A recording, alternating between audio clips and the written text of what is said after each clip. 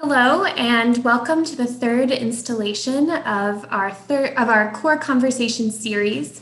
My name is Martha Osterbiel, Community Engagement Manager at the Maryland Center for History and Culture. By now, you are probably aware of our recent transformation. In September, after 176 years, the Maryland Historical Society reopened its doors as the Maryland Center for History and Culture, an identity that better reflects our mission and vision to provide space for the community to discover and develop a deeper understanding of our nation's history and culture through a Maryland prism. The Maryland Center for History and Culture has always been more than a museum and library. We provide space for the community to hold meaningful conversations and explore the enormous impact Marylanders have had on our nation's history. Over the last several months, we have witnessed how important these conversations are during this time of transition in our country, our city, and our organization. Thousands of individuals interested in our region's history and in historic moments relevant to today have participated in our virtual programming, greatly expanding our reach beyond our walls and our state. We really look forward to continuing these conversations well into the future. The four-part virtual Core Conversation Series celebrates the launch of our new identity. Each program asks a relevant and driving question, prompting conversation about historical and cultural topics while highlighting MCHC's new core values: discovery, dialogue, authenticity, and community that drive all of our initiatives, including education programs, public programs, exhibitions, research requests, and visitor interactions. I encourage you to read our new mission, vision, and values on our new website. And today we're incredibly pleased to welcome Henkin and Wendel Patrick to our third program about authenticity. Henkin creates and produces original radio programs and podcasts for WYPR. Since the onset of the pandemic, he's busy producing and hosting WYPR's news podcast, The Daily Dose. Aaron's ongoing project with Wendel Patrick, the neighborhood documentary series Out of the Blocks, which we're going to be talking about in detail today, earned the 2018 National Edward R. Murrow Award. His past work includes the long-running weekly cultural program, The Signal, and the Smithsonian Folkways recording series, Tapestry of the Times. Aaron's stories have aired nationally on NPR's Morning Edition, All Things Considered, PRI's Studio 360, and The World. Welcome, Aaron. We're so glad to have you. Hey, very glad to be here. Oh, I ought to turn my screen on too. Hey, hi, everybody. There you are. Thank you. And Wendel Patrick has been referred to as the David Foster Wallace reincarnated as a sound engineer by Urbanite magazine and as wildly talented by the Baltimore Sun. He has been referred to by Accelerator magazine as a hip-hop producer that could easily make any fan of Square Pusher, Boards of Canada, or Mad Lib flip out. In the February 2018 issue of Baltimore Magazine, Wendel Patrick was named one of the 30 Baltimore visionaries, calling him one of the most influential and omnipresent figures in the local art scene.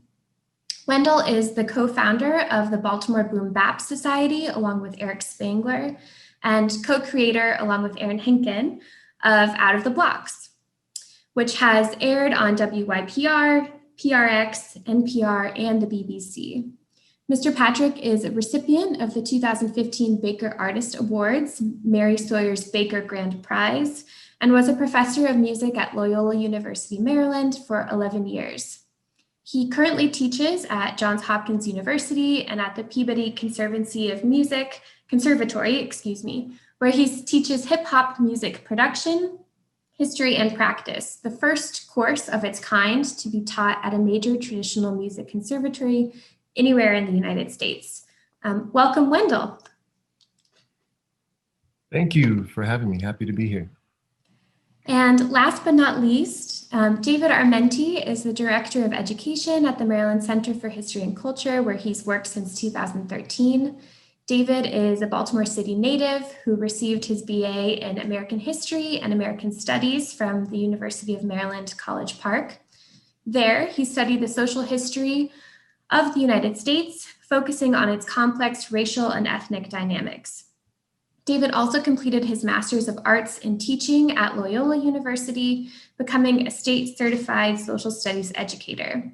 Before joining MCHC, he served as a research archivist for the Maryland State Archives Legacy of Slavery project, documenting historical examples of resistance among enslaved African Americans in Maryland. He specializes in bringing the state's unique history to life using primary source collections to guide inquiry-based learning on topics such as African American history, labor and political organizing, and the civil rights movement. Welcome, David. Thank you so much, Martha. So we'll go ahead and get started. Again, want to thank Martha for pulling all of this together and really gearing our conversations toward the various core values. And I have to say, Aaron and Wendell, I'm super excited to meet both of you today. I've been following your work for years, and especially as a Baltimore native, having the opportunity to see how these stories weave in and out of different parts of the city has really been a fascinating thing to watch develop. And it's really an incredible accomplishment over the years with you guys. So we always, we make the show and, it goes out there into the ether, into the podcast world and the radio airwaves. But when you actually meet human beings that hear it, it's always a nice reminder that the people are actually listening. Absolutely. And, working at the Maryland Center for History and Culture, people think about us as a museum, and certainly we are that. But the idea of taking these core values, thinking about voices, stories, and oral history in particular, and how that is representative of community, it's such an important aspect of the work that I do. And I think especially looking toward folks within the different media professions, it's just a great learning experience for me and for our institution to inform that work moving forward. So some of the things that I'm really excited to dive into today are how do you develop oral history? How do you build in identity and representation into that work and those various goals? And then what do you actually do with it? You mentioned the, putting it all together and hoping that people listen, but there's a lot more in the background of that, I'm sure, that goes into it, especially thinking about the story collection, as well as the music production, and all of the different sounds and feels that go into it, which you two guys do a masterful job doing. So I figured a nice way to kind of get us started and introduce some of our listeners who may not be familiar with your work is to hear a little bit of one of those examples to help start our conversation. Sure. Yeah, I'll cue this up here. Actually going to play the first minute of the very first episode we ever created, coming up, I think 9 years ago now, 10 years. It's from the 3300 block of Greenmount Avenue. It's just sort of it's like a hyper collage of a lot of the different voices that you then get into the bigger stories of. So this gives you a nice, I think, sense of the breadth of voices that you can find on one city block. And I think Wendell may have the ability to share a screen and show a little photo collage while we listen to this. All right, I'm going to roll this. Here we go. I'm Mr. Dorsey at Dreams Boutique. Teresa Marable, we're at No Limit Communications. Zishan Kazmi, King's Fried Chicken. 你好，欢迎大家来到五月花园餐。 Dimitri, we're at Stereo and Jewelry Exchange right now. Michael D. Thornton, Miller's Financial. Officer Charles Faulkner, Sector 2. Private Song is our name. Krishan Hapka Michael, address is Mama Grocery Store. My name is LaShawn Glasgow. My name is Tiffany Thomas, and we're at Sheer Intensity Hair Salon. 3338 Greenmount Avenue. 3349. 3330. 3310. I do my business right here on Greenmount 33rd. So we call in the radio business, we call that a billboard. That's kind of the teaser you hear at the beginning of the show, and then you get into the deeper stories as the show goes on. 9 years ago, is that what you said, Aaron? Yeah, I think so. Is that right, Wendell? 9 years ago, that's correct. Yeah. Yeah. So And I it's didn't interesting. realize when we first talked about this that was the absolute first one that you did. I have to say this one has a particularly special place in my heart because 33rd and Greenmount is a part of my childhood. You know, knowing those different sites, having been to the Thai restaurant, seeing that Boulevard Theater facade and wondering what that was so many years ago. But getting the opportunity to hear these different voices really brings something alive in me, even if it wasn't my experience. Just hearing things that could jive with things that I had seen or people that I knew is really an incredible experience. But I don't want to take up too much airspace. So thinking about David, 9 years back.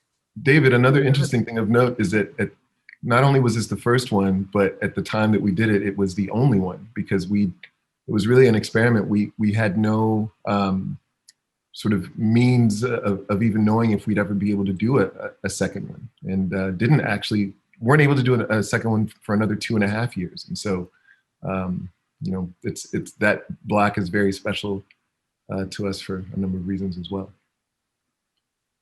So when you were getting that project started, you said it was an experiment. It was something that you two kind of conceived of yourselves, but it was not quite on an official backing with WYPR at that point?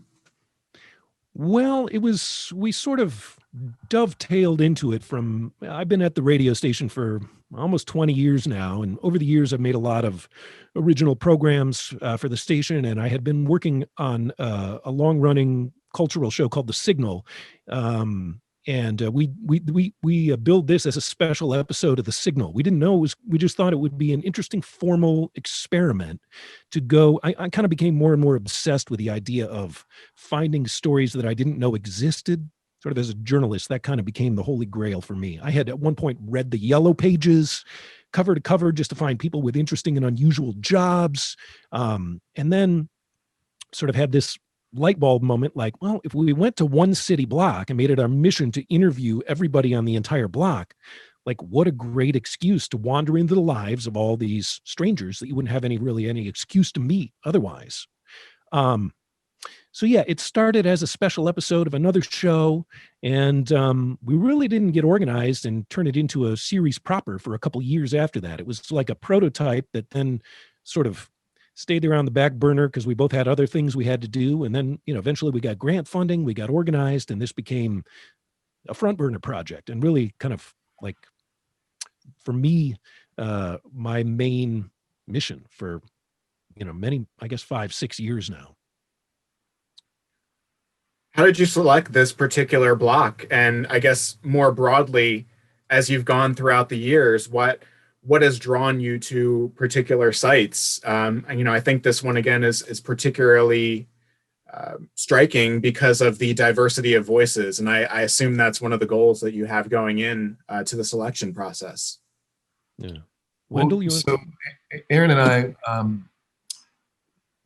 had only met really twice prior to beginning this endeavor. And both times I was actually a guest on Aaron's show, The Signal. So he was familiar with my music. And when he had this idea about doing this experiment, you know, he reached out to me about using some of my pre-existing music from my albums as background music. And I wrote him back and said, you know, well, how would you feel if I were to actually write an original musical score for whatever it is that you're trying to do? And so he, you know, thought that would be great. And so we actually agreed to meet at a restaurant right up the street from that block. It's no longer there, but Trinidad Gourmet. And we sat down and, you know, sort of brainstormed and talked about a few different blocks that we could, you know, maybe start taking a look at. And the 3300 block agreement was one of the ones that was on the short list. And then at the time, I was a professor at Loyola University and Aaron was working at the station. And we really had sort of no idea how this was going to go or what sort of time commitment it was going to be. And it was such a vibrant block, but it was also sort of at a midpoint between where the two of us were geographically on any given day. And we could both get there pretty easily. And so, yeah, Aaron he'd call me sometimes and be like, hey, I'm going to go down to the block. And I'd in between classes would dip down and would sort of spend time and start figuring out sort of what this might look like and sound like.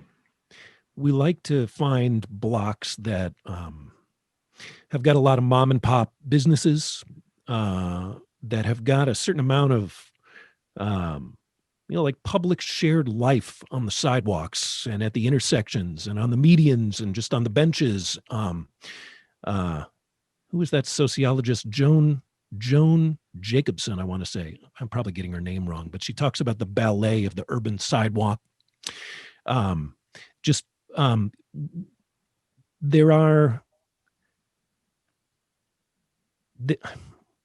are certain blocks that just, I guess you can say, I feel like they're hidden in plain sight, that are just sort of the kind of utilitarian backbone of Baltimore sorts of blocks that are, either just invisible when you walk or drive by at first sight, or maybe end up in the media only when, something bad happens on the block. So we just started trying to see what was right in front of our noses as we walked and drove around Baltimore. That, getting back to that idea of authenticity, it's maybe not the blocks that, like you said, get all of the media attention, but the ones that have true Baltimoreans and the ones that have that public shared feel, which can really help you connect with a story that people might not have heard of otherwise. I mean, I think the idea of underrepresented voices in addition to diverse voices is what you're looking for from a media perspective and also from a collecting organization like ours. So that's interesting to hear. And then there's also convenience, right? Somewhere where you guys can meet halfway, I'm sure is helpful. But are either of you Baltimore natives? Are you coming to this project as folks that feel like you're representing the city, or how does that come about for you? Thinking about your own background. You've been here longer than me, Wendell. I'll let you go first. I think I've been here a little longer than you, but so I'm now entering my, 22nd year, I think. And Baltimore certainly is my home and feels like home. But I also know that there are a lot of Baltimoreans that, if they say, where are you from? I say that I live here and this is my home, but this is not where I originated. Baltimoreans, I think, take their origin story very, very personally and very seriously, and which I certainly respect. Neither one of us can say where we went to high school here in Baltimore, so we know we're not locals. Right. Yeah. And I've been here, I think, coming up on 20 years. I came from the Midwest, ended up out here pretty randomly. So yeah, neither one of us, I mean, we both had the experience of, coming here at some point in our adult lives and experiencing it for the first time. And just, I mean, to me though, it really does. I think obviously because of the work that I do, it feels more like a home place to me than anywhere else I've lived in my entire life, even if I'm not considered a local. I would also say another thing that I'm actually thinking about right now is the fact that, this show, while it has expanded to other cities and places, is very, very, very much a Baltimore show. I mean, it's beyond Baltimore centric. It's a Baltimore show, but I think part of the reason why the end result of each show has actually been, I think, appealing to a lot of people is that we don't actually ever say, even when we're meeting people on block, we don't ever say, this is a show about Baltimore. We want you to talk about your Baltimore experience. It's really, Aaron always says, we want you to share stories about your lives. And so while people are from Baltimore, they'll talk about sometimes, coming here as children from other countries, or there's all sorts of experiences that they talk about. And of course, no matter where you are, you have valuable experiences to share, but we never frame it like, this is about Baltimore and talk about Baltimore. It's just sort of like, what's on your mind? And Aaron really starts out with a blank canvas with everybody that he interviews. Yeah, I think it's universal experiences, right? No matter where you're coming from, to be able to tell those stories about yourself and what you do within your environment is something that can be reflected in almost any community around the country, for sure. And I definitely wanted to get into that and ask you about some of the experiences outside of Baltimore a little bit later in the hour here. But in 20 years, you guys are honorary Baltimoreans. I think you're in the fold now at this point, right? If you say so. But not that I'm the one to make that official, but thinking about coming in and, you know, maybe not necessarily knowing somebody that's on that block or having a distinct connection, what is actually the process of coming in there and finding interview subjects, observing? I know, especially if you're coming in with all types of equipment, there may be a perception of what your goals are within that community. So what's kind of the process as you've already selected it, you start to go in, what kind of perception are you feeling from the community members, and maybe what's your first couple steps as you're getting into it? That's a great question, and it's a really important question. And the way we operate, I think the reason the show ends up sounding the way it sounds is because we operate sort of in the opposite way that traditional journalism does. I think in the sense that, you know, if you're a reporter, maybe you have, you know, you're doing a story about subject X, Y, or Z. So you go out and look for people to talk about subject X, Y, or Z. We have, I say that we have the radical agenda of having no agenda, which is sometimes hard to communicate, you know, when you first show up somewhere. But really, I think, you know, thinking about this idea of authenticity that you guys are focusing on, I think this is really where that idea of authenticity is most important, is when you first show up as an outsider, to be as absolutely authentic and transparent as you can be about who you are and why you're there. There's this idea that disclosure begets disclosure, right? If you show up with this sort of professional armor around you as a documentarian or a journalist, you know, you're going to invite other people to put their armor up too. But if you show up, and I'll tell you, process-wise, the way it works on these blocks is I'll show up, and some radio journalists freak out when they hear this. I won't bring my equipment for the first several times I go to the block. And, you know, a lot of, you know, radio journalists and podcasters are like, oh my God, that's heresy. Always have your gear with you. You might miss something. And, you know, it's true. I might, you know, there's a lot of magical sort of moments, organic moments that happen during those get to know you times. And I accept that they're not going to be on tape, because I feel like my first job is to let people get to know me, who I am, why I'm there. And I feel like once I've done that to their satisfaction, then it's my turn to start asking them a little bit more about themselves. I don't know, Wendell, I don't know if you've got anything, if I've explained that well, or if there's anything you want to add. Yeah, I think you explained it very well. I would also say that over the years, we've had the opportunity to sort of learn what some things that work well and some things that don't work as well. And of course, depending on what block you're on, you know, the people are always different. So that factor also changes. But and some things we actually can't do anymore. So for example, when we first started, you know, when we did our first block, we had no reputation, nothing to show, didn't even know really sort of, again, what the final product was going to look like. So how do you explain something that you haven't even done before? Once we did the first two, what we would start doing when we would go to blocks is Aaron would have burned copies of the previous shows on CD, which we would give to people, and they would listen to those, right? So which would give them an idea. And we had, I also do all the photography for the show, so we'd have photographs and images that, you know, Aaron could or that we could show potential new blocks.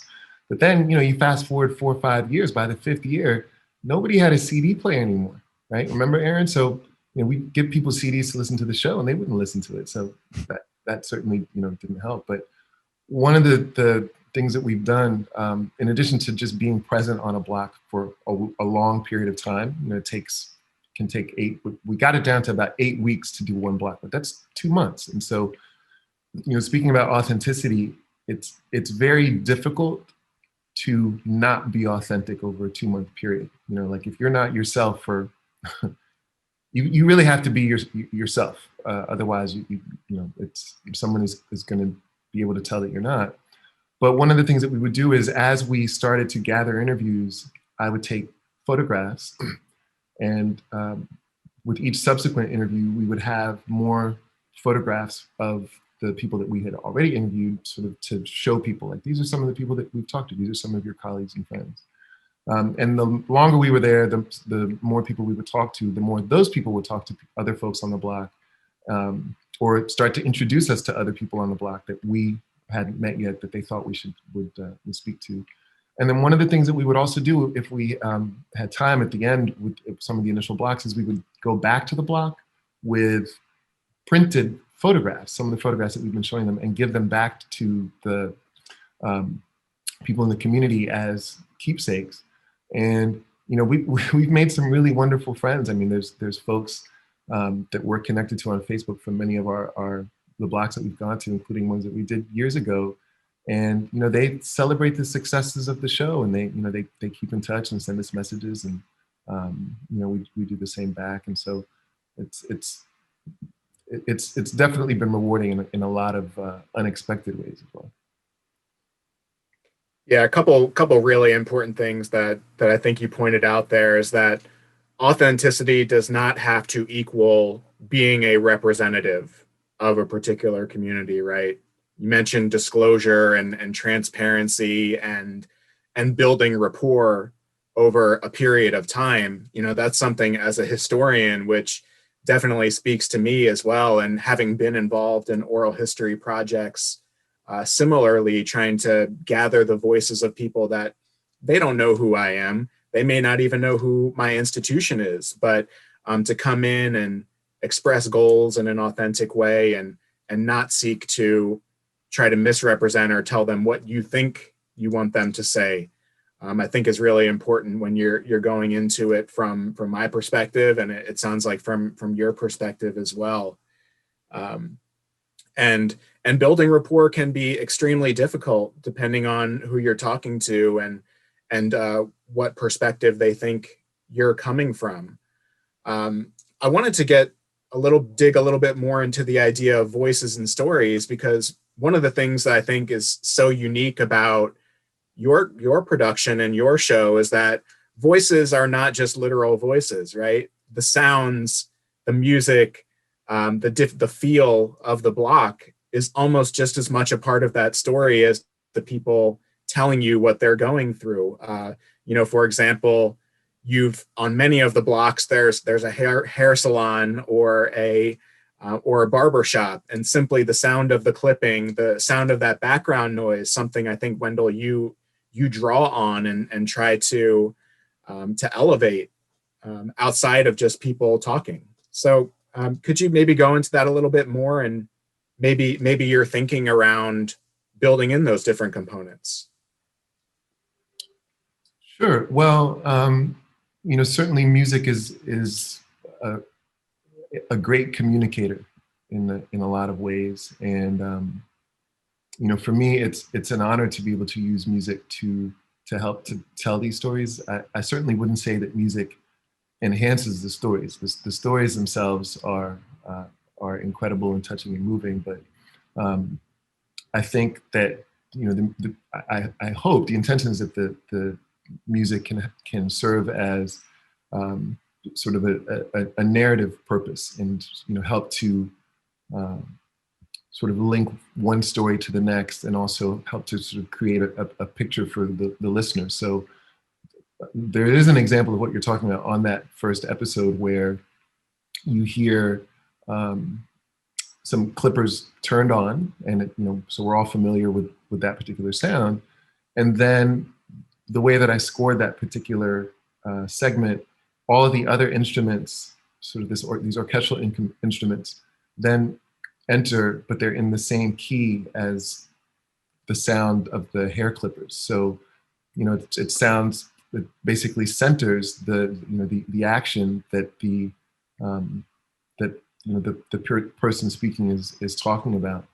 And so going to different blocks, it's been an amazing opportunity for me to learn a little bit more about different music culturally. Like when we did block in Greektown, I tried to incorporate some musical authenticity, and I often will use sounds from the blocks themselves as instruments.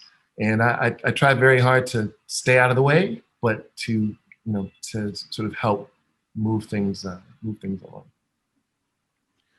And I'll just add on to that.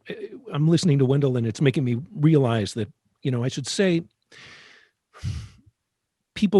sometimes people ask, like, is what you're doing journalism? And I don't know. I feel like sometimes the best way to answer that question is that what Wendel and I are doing is almost like an audio version of portrait painting. Because, like, look, the show is non-narrated. You don't hear me come on like an old school public radio narrator saying, here we are on the 3300 block of Greenmount Avenue, a fascinating block in the heart of Baltimore City, or whatever you're going to hear a narrator say. But look, you can't get away from your own subjectivity in any kind of a documentary equation, right? If I'm there and I'm asking the questions, I mean, like, whether I have these questions prepared or not, whatever comes into my head, that's going through the prism of my own subjectivity as an interviewer. What I ask, what I perseverate on, what I completely neglect to ask, what my blind spots are. So that interview is going to result in, whether I mean to or not, whatever questions I asked or don't ask. And then part two of that prism is there's an editing process that is, completely sort of in that, invisible, if you did it right kind of realm, where we'll take, maybe I've talked for 45 minutes or an hour on tape with each person on a block. And what you end up hearing is, 2 to 5 minutes of that 1 hour that I've collected. Well, how many subjective decisions have I made in editing that 1 hour down to that, 2 minutes or 5 minutes that you end up hearing? So it really is, I think it is a portrait. And I think, Wendel's music is part of that portrait as well. That music maybe doesn't necessarily represent that person, but it represents maybe a little bit autobiographical for Wendel. It may represent what goes through him when he hears that person's story. So even though it seems like a really unmediated, unfiltered experience, it is a portrait that's seen through other people's eyes. I mean, there's no escaping that part of, the process when we're talking about authenticity. Absolutely. I love that term, audio portrait painting. I'm going to steal that from you, Aaron. You can have it. No, I think that really expresses it in a clear way, and you can feel that as an audience listening to the various shows. So I appreciate that.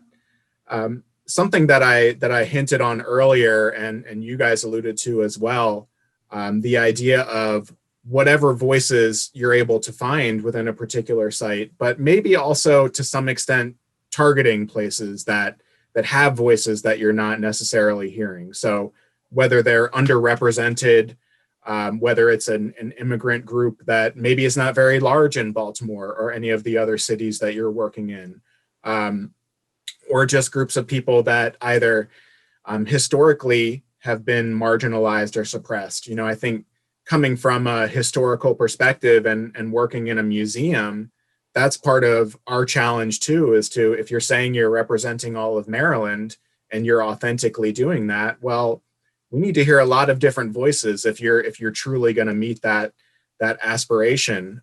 So underrepresented voices could be immigrant groups, it could be historically marginalized groups. Another one that I really latch on to in my work as an educator are youth voices. So I was wondering to what extent you've been able to incorporate youth voices on various shows that you've done. And are there any particular challenges to that? Is it a different process when you're talking to somebody who is 20, 19, 18 years old, as opposed to some of the other folks, maybe the business owners and others that maybe are your first go-to when you go into these communities? Yeah. We really have tried to, as you say, make sure we're properly representing this mosaic of people that is Baltimore. I mean, we talk about the idea that every block is a mosaic of the people on that block. Well, once this thing turned into a series, we realized we had a responsibility here that every episode becomes like a block in that bigger picture, which is Baltimore itself. And so, are we representing properly geographically? Are we representing properly demographically? Are we representing properly generationally? And finding youth voices is a little bit they come fewer and farther between on an average block, because look, we're there, and the kids maybe they're in school, or if they're maybe young adults, teenagers, they may be sometimes more skeptical than others about speaking candidly with us. But I think when we're on a block and young folks, they may be skeptical of us at first, but I think it goes back to that idea of just being there all the time for an extended period of time. And once you get to know people, you say hi, how you doing, even if they don't want to have anything to do with you at first. They realize, oh, I guess this guy he is what he says he's about, and he's here all the time, and those relationships do develop over time. And so, when we're lucky, we'll capture young voices on a block, and sometimes those voices speak to us in the most unfiltered and honest ways, because I don't know why exactly. I think it's part of the energy of being young to call it exactly like you see it. And we've met young people who are helping their parents out in their parents' shops. We've met young people who are, sort of have got their own independent, informal economy going on, whether it's, hustling, tchotchkes on a corner, or whether it's selling drugs. And we end up having very candid conversations with all sorts of young folks that really surprise me. I don't know, Wendell, you got thoughts on it? Yeah, I think that it is a fact that folks that are younger are also tend to be a little bit more openly curious. I think sometimes, we've been in situations where, once we do have our equipment, or Aaron has his microphone and headphones, and I have my camera, where kids will come up and they'll be like, "What's that? Or what are you doing?" And say, "Oh, are you filming a movie? You from the TV station?" And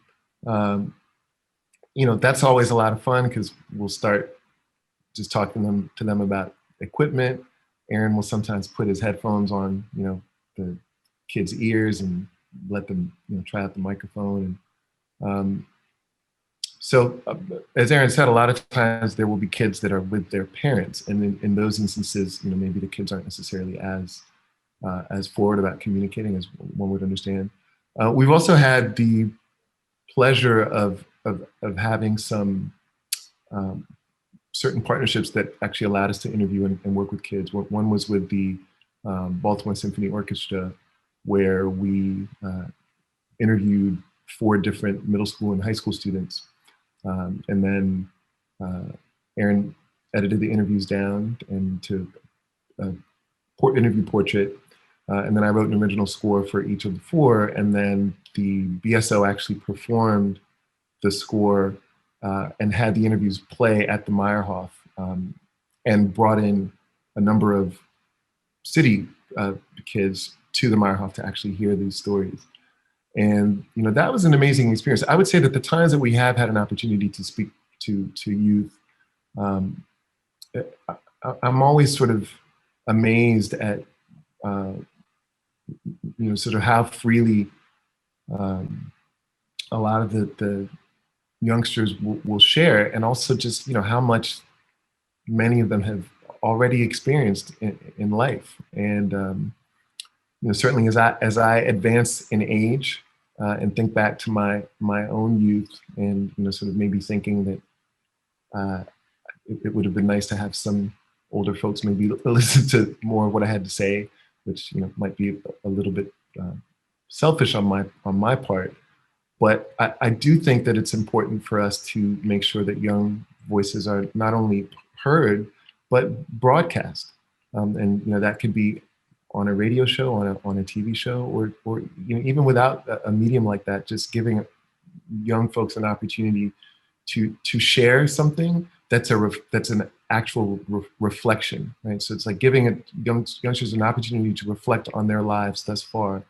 And I've learned something every single time we've heard something from you.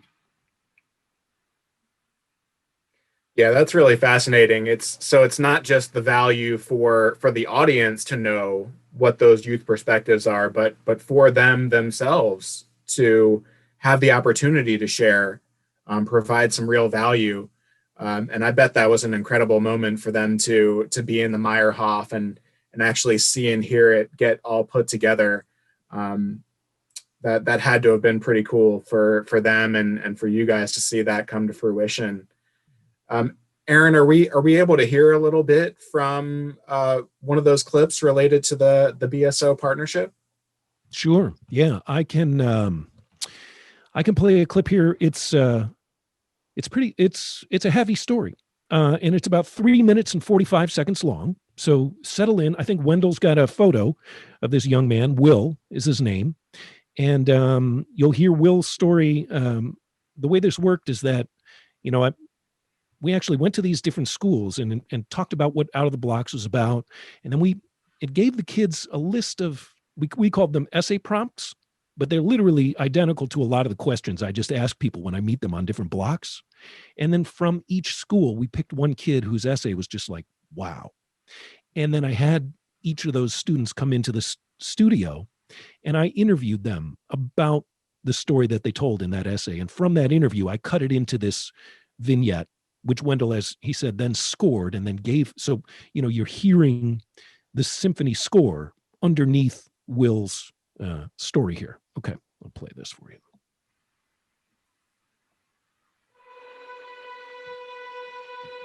I remember one time I called my foster mother Mom, and she told me, I'm not your mother. She was the one who was supposed to take care of me. But I just didn't feel loved, My name is Will. I'm 17, I'm in 12th grade, and I go to City Neighbors High School. I didn't have the greatest childhood. I grew up in a foster home with my older brother. I went years with only pictures in my mind of what my parents looked like.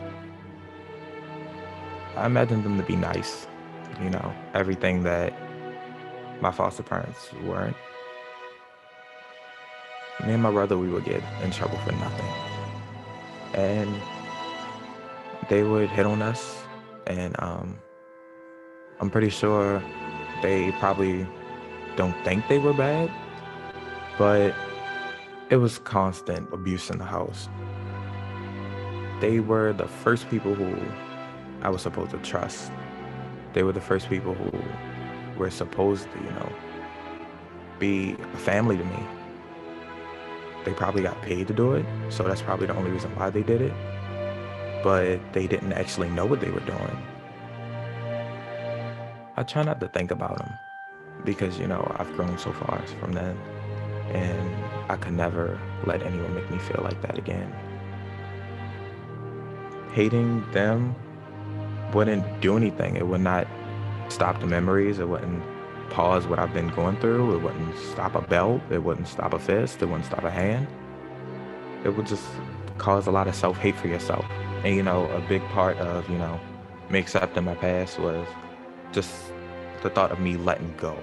And, that takes a lot of strength to, let go and, get rid of all the hate that you have and the anger that you have towards them. It takes a lot. I was with them for about 2 years, and I think it's about 11 years since I've seen them. All I know is that my parents were incarcerated at the time, and they got out and they went through a couple programs and they got us back. We don't really talk about it in my family. My mother doesn't really like to talk about it. I believe I'm a work in progress because after being treated so bad and not knowing why you were treated so bad, instead of me questioning that, I would try to grow from it. And I feel like that's what made me a stronger person, is the fact that I wasn't going to sit around. I wasn't going to be a victim of anything. I chose to get good grades, and I chose to, try to finish high school and try my best on everything and work hard and, be ambitious. I want to grow up and have children and, never put them through what I've been through, even though it definitely built character. But that's not the way I want my children to build character.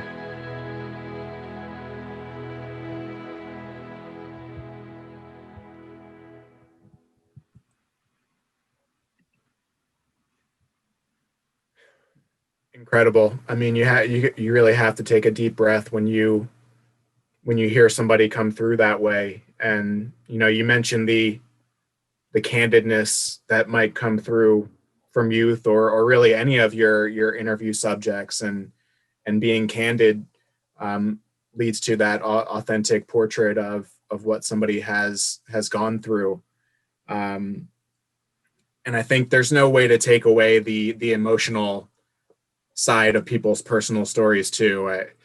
Coming in as a radio program, maybe you spoke, Aaron, about the difference between investigative journalism and what you do. There's inherently emotion and personal perspective in what you're presenting in your show, as opposed to maybe just the facts, which is what people might expect from journalism. But thank you for sharing that. And I don't know if there was anything else related to that project, any other outgrowth that you wanted to expand on? Just that it was totally an emotional moment to be at these shows at the Baltimore Symphony Orchestra, in hanging out in, everyone else in the audience is all these school groups that have come on bus after bus after bus, a whole Meyerhoff Symphony Hall full of teenagers, high school kids. And then knowing that these 4 students were in that crowd and just sort of imagining the experience they had when their voice came on that PA system in that incredible building, and to watch the Baltimore Symphony Orchestra play that score live while that story was being washing over like a live audience of people. It was a way different experience than, your average episode of a podcast. It was, I will never forget that moment. And I can't imagine, what kind of an impact it had, conscious or otherwise, on the students who shared their stories for that. And I wonder as well, it's probably cathartic for some of the interview subjects, but at the same time, they're revealing things about other people in their lives. And, perhaps that's a dynamic that not everybody is pleased with. Have there been any instances where you've gotten very negative feedback from people, either who you've interviewed and incorporated into one of your shows, or perhaps you've gone into another block and they've said, "Oh, well, I heard what you did over on Greenmount, and I'm not interested in this." Has there kind of been any backlash in addition to some of the, maybe positive things that have come out of your conversations? Well, I'll give you an example from the 4700 block of Eastern Avenue, Greektown. There was an older Greek gentleman who we got to know and set up a time and hung out in a coffee house and interviewed him. And it never ceases to amaze me what people are willing and able and really eager, in fact, to share once they get into a session with you and they realize like you really are there just to listen actively. It's like a free unlicensed therapy session for people, I think, sometimes. And he shared with us, that he was going through a rough time psychologically because his wife had just been diagnosed with cancer, and he was having to take her to these chemotherapy sessions. And we ended up including his story in the episode, which aired, I think, a couple days before Christmas. I remember it was Christmas Day. I got a call from this guy, and he said, "Hey, it's Evangelos down in Greektown. I got to talk to you. I got to talk to you today. And you got to come down to the coffee shop and meet me." And I was, I said, "Okay, I'll be right there." But I was like, "Oh my God, what's happened? Am I, what kind of trouble am I in?" And he, I met up with him. He said, I heard your story. You included me in your story. I heard my story on your show." He said, "That story was beautiful, but my daughter is very upset because I shared something with you that I hadn't shared with anybody else in our family about his wife, about his daughter's mother." And he said, "What you need," and then he said, "What you need to do is you need to call my daughter and talk to her." So then I'm in this situation where I got to call this angry daughter of this guy who I've never met. And so I muster up my courage, get on the phone with her.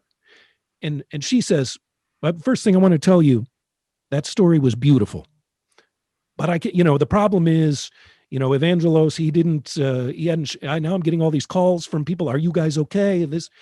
And I think we ultimately ended up, I said, "Look, I don't want to cause trouble for you guys. Would you be more comfortable with me, taking it out of the version that's on the website?" She said, "Yeah, for now, that would be best." But I think for the most part, when we edit these stories, I always keep in mind that one of the people that's going to be listening is going to be that person who the story is about. And am I making a representation of them that I'm comfortable putting on the radio and having them on the other side of the radio or podcast listening to? Like, that's the closest thing I have to something to keep me honest, keep me authentic, is to know that that person is going to hear that portrait, and is it going to ring true to them?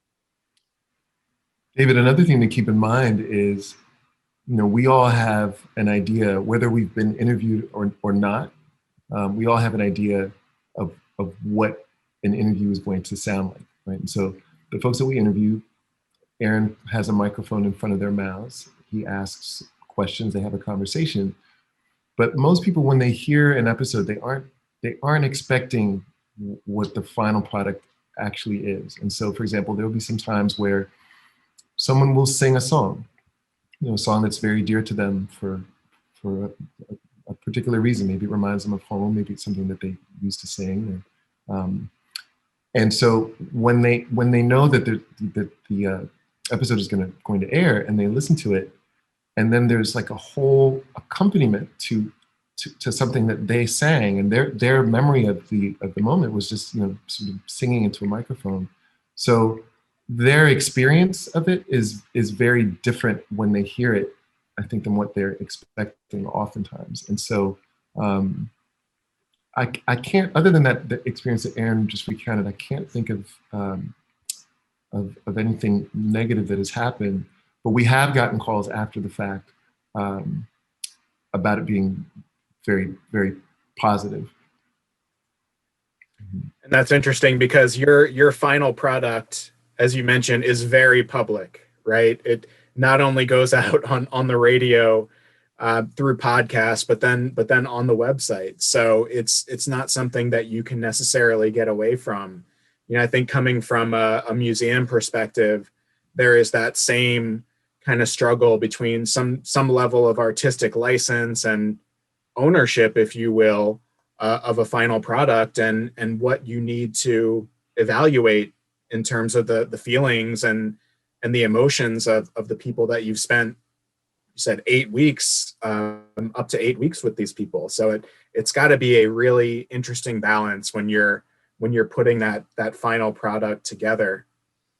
And speaking of final products, I was hoping that as we're coming up toward the tail end of our time together, could you talk a little bit about the partnership that you have with the Peel Museum, who, like the Maryland Center for History and Culture, a really incredible institution here in town that has as part of its central mission to be representative and have those different voices. What have you been engaged in with them? Thanks for mentioning that. Yeah, we have a great partnership with the Peel Center for Storytelling. It's a museum with its own interesting history, and the folks that are behind the wheel right now are really trying to redesign that place to be an active center for Baltimore stories. And so they do a lot of storytelling events. They do a lot of DIY workshops on how to interview, how to collect your own oral histories. They crowdsource interviews and oral histories that they share on a web hub. And I actually did an event with them once where I interviewed live, like everybody on the block around the Peel Museum, live at the Peel, like a live out of the blocks, which was really cool. And most recently, I got to put a plug in for this. They've done such great work on this exhibition. It's an online, of course, online exhibition. And you can see in the notes, someone just put it in the chat. It's out of the ootb.thepeel.org. Right? This is an online exhibition where it shows you a visual map of Baltimore. And I think there may be about a half dozen blocks on there right now. But by the end of the year, we're going to upload over the course of the year. And by the end of this year, this year-long exhibition is going to have, I think, at least 25 different blocks that you can click around visually on the map, zoom in on the block, see the photos of all the different people, and then kind of click around on the photos and hear each of the different stories. It's a totally different kind of like interactive experience that takes, the podcast is designed. I mean, yeah, you've got a fast forward and a rewind button, but it's designed in such a way where, like, you'd make an old school album. It's meant to start here and then go from here to here. But this really puts the power in your hand as a participant to, click around, hear which stories, see which pictures kind of catch your interest, skip around to the blocks and just sort of absorb it in whatever way you want to as a viewer and as a listener. So yeah, they're great partners to us. They've always supported our work, and we're really grateful to be featured in this exhibition in this way. That's awesome. I think especially for museums, the opportunity to not just preserve and interpret the collections that you already have, but to be an active collecting agency like the Peel, like the MCHC, and continue to fulfill your mission by bringing in those collections, but also, like you said, training other people within the community to do that work themselves. So this is not an ownership thing, but it's a skill, and it's a practice that really benefits everybody when you're trying to create a vibrant city community like we have here in Baltimore. Yeah, I think one of the things very quickly that lights people up when they hear Out of the Blocks is, the stories themselves, but also the idea of like, oh my God, you really can just go out there and kind of wander around and have these interactions with people who are outside of your usual bubble, who are outside of your usual loop that you travel in life.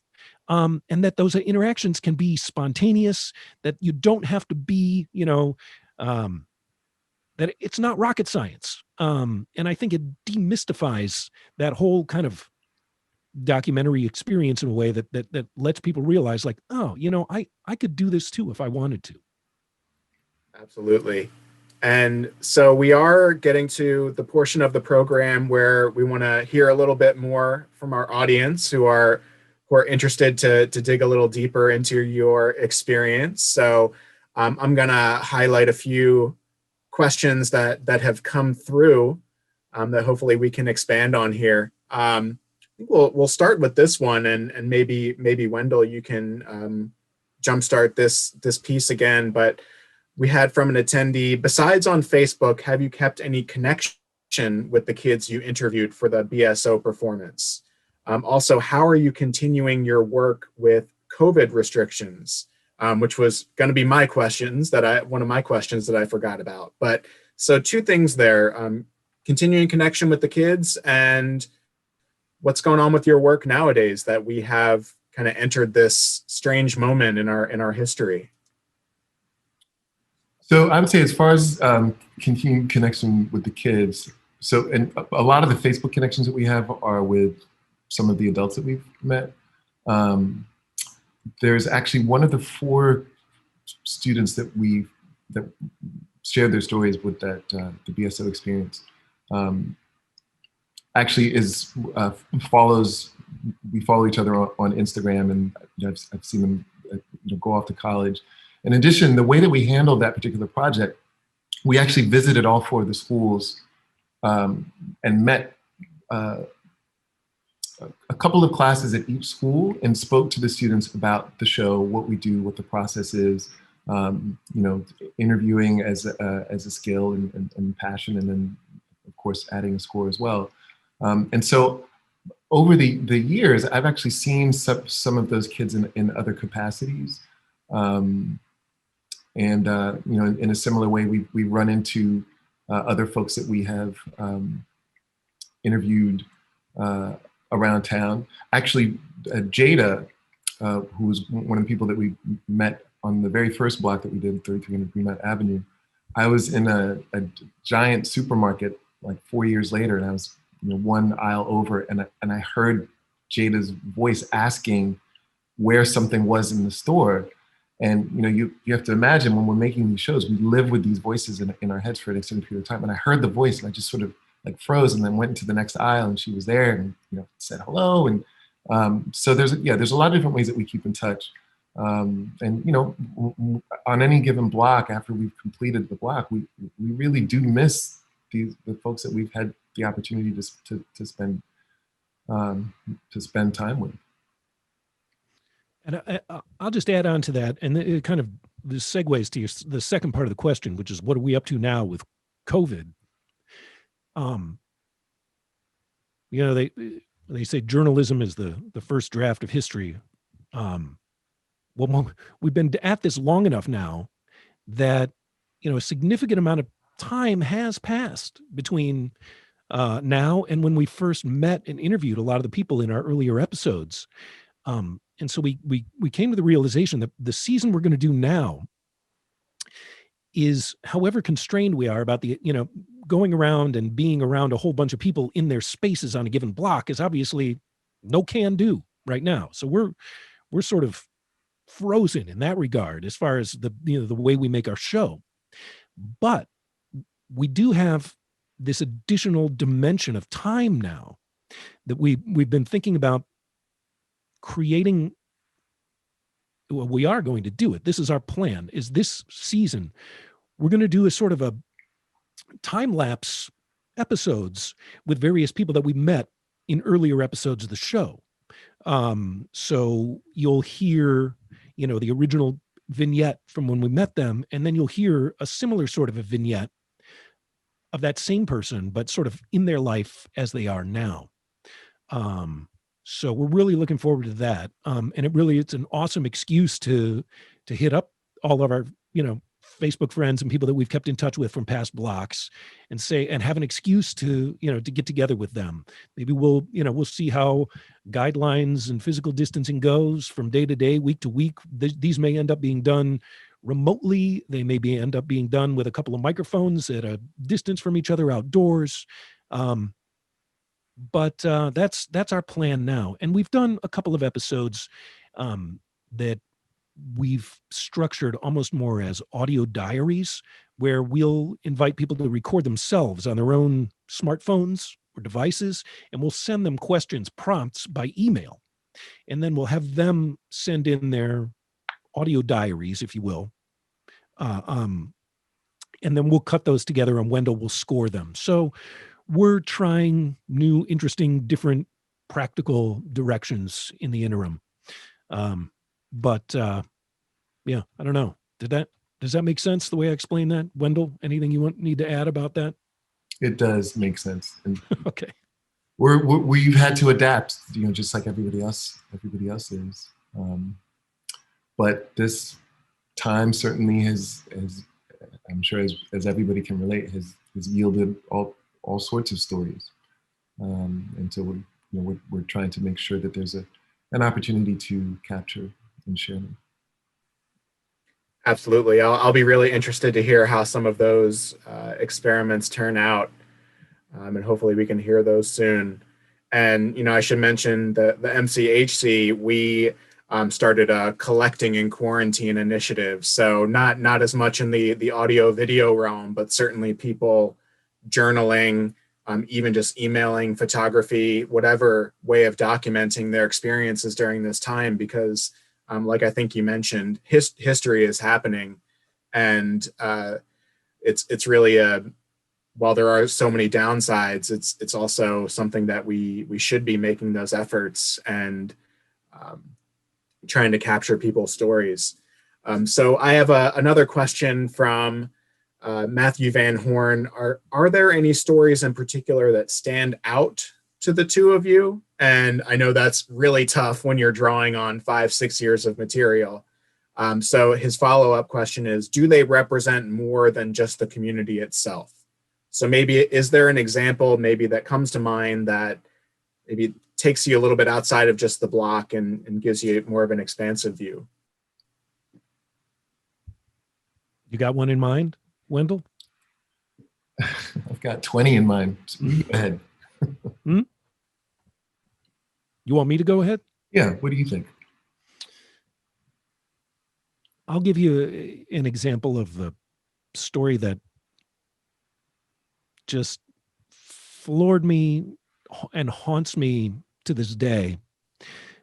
Because as hyper-local as folks are, on any given block, the stories oftentimes they're telling you are just have these universal themes. This was on the 400 block of East Patapsco in Brooklyn, Maryland. Brooklyn neighborhood of Baltimore, South Baltimore. This woman, she was an older woman. She lived by herself. I had gotten to know her because her daughter-in-law worked at a convenience store on that block. And, I had interviewed her daughter. She said, come on over to my house and we'll do an interview. So I met her at her place. She lived in there alone, this little place. We sat down at her table and she just seemed really upset, distressed. And I think the only question I asked was, I said, you seem like you've got a lot on your mind right now. What's going on? This woman had been in a relationship. This man had been living there at the house with her and he had left her. And after he had left, she didn't know where he went. She had gone to her medicine cabinet and got a bottle out to take her vitamin and got really ill afterwards. And she looked at the bottle and it was a bottle for HIV medication. This man had never told her that he had HIV. And she went through this sort of story of, I don't know what to do. I don't know if I have it. I don't know how I'm going to get to the clinic or when I'm going to be able to. But then the thing she said that really just will never leave me. And she said, I don't care if I have it or not. I just want him to come back to me. There's stories that you didn't know were out there. And then there are stories that you just couldn't imagine. And that one definitely fell into that second category for me. Aaron, and if you recall, just to add to that, she said she just wanted him to come back, but she didn't say it was because she was lonely. I mean, she did say she missed him, but she said it was because she loved him and she just didn't want him to have to go through that by himself. And This was somebody who had left without warning. She didn't know where he was. And I remember being really, really struck by that as well. And there are definitely a number of stories that while scoring, I have just sat and just listened to them, just the stories on repeat, because I'm just so moved by by what's being shared. You know, it's just very, very humbling. You know, that's what I would say. Absolutely. I mean, you're really getting that piece of a person, right? And it's got to be a pretty incredible impact. Again, going both ways. We have a question from Samantha Flores. In what ways did you set up the stage for young students or people, I guess, in general, to feel comfortable, safe enough to share their stories with you? Were the essay prompts enough? So I think, you know, we heard from Will, I believe it was, you know, maybe were some of the other students more reticent, or were there other things you put in place to get them to that point? Yeah, for that project, it involved a lot of self-selecting on the part of the students. You know, visited 4 different classes of, you know, about 20, 25 students apiece.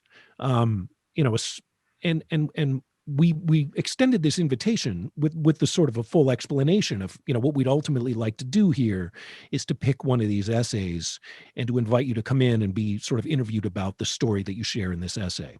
So the people who, you know, that essay phase, I think, gave people a chance to think about their story, you know, in their own time, and to present it initially to us in a way that, you know, sort of put it on their terms. And, you know, some of the kids turned in essays and some didn't. And, you know, we said, you don't have to send us one if you don't, you know, you don't like the idea of like where this is going. So when we also gave them the option of sending us one and saying that you can tell us if you don't want us to put it on the air. And we got some of those as well, you know, yeah, which speaks to what Aaron was saying about just people giving up an opportunity to share. Yeah. And then when it did come to basically what I would do then is I used this essay as like pre-interview information. And then I kind of put on my sort of story coaching hat when I sat in the studio and I said, let's, you know, I didn't have them read their essay. That's not how it was going to work. I said, we're putting the essay aside, but here's what I want to ask you, you know, take me to the beginning of the story and start there, you know, and then I would have them sort of zoom in on this. How did you feel at that point? You know, what happened next? Where, you know, what's, you know, at the end of the story, like, what do you take away from that story? How did that change you as a person? And asking those questions that got that, you know, maybe 45 minutes of audio that I was then able to cut into the piece. So it was many layers of preparation and self-selection that got those students' stories to the point where they could be shared in that way. I think that kind of leads into one of our other questions, as well as connections to you know, a historical archive and collecting agency like ours. Is there's various levels of permission, perhaps, that an interview subject will give. You know, for a historical archive, we have a formal document, a deed of gift, either for younger students or even for your general interview subjects. Do you know, thinking about the nuts and bolts of it, do you have a permission form? Do you actually, you know, document that level of permission? That is a question that I have never had a satisfactory answer for, because other than to say that because I worked for a public radio station, we are not, as journalists, obliged in the same way as a museum or another nonprofit entity to have a paper trail. And that, you know, so that essentially the recording that we have is the de facto permission. So I would say, look, if you're not under the umbrella of a public news organization, do your homework, dot your I's and cross your T's, and figure out, is there some sort of general permission template I ought to do to, you know, sort of cover myself for my purposes if I'm doing something independently. But I have a feeling that you guys at the Maryland Center for History and Culture probably have a better advice than I do at this point. Yeah, there's certainly standard practice when it comes to oral history collection and even other material culture that we bring in. But, you know, you'll see that, and I think the emotion and the personal side of the stories you've shared here today show you why, people might have those concerns, whether it's on radio or whether it's an oral history, transcript that's in a library. You may not, you don't want your voice being used to represent something that you didn't feel it should have been. So yeah, it's definitely an archival challenge and something that we think about in our work.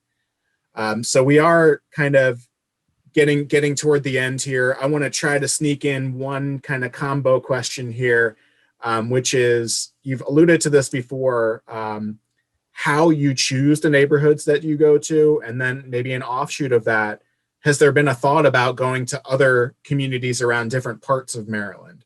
I know you've gone to Charleston, West Virginia, Juneau, Alaska, some really interesting places, but how do you select, and is there an effort to branch out within our state?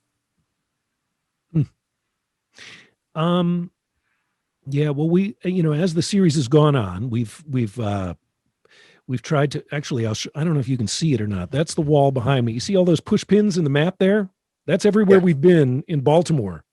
So, we keep, as you can see, we keep a very meticulous records.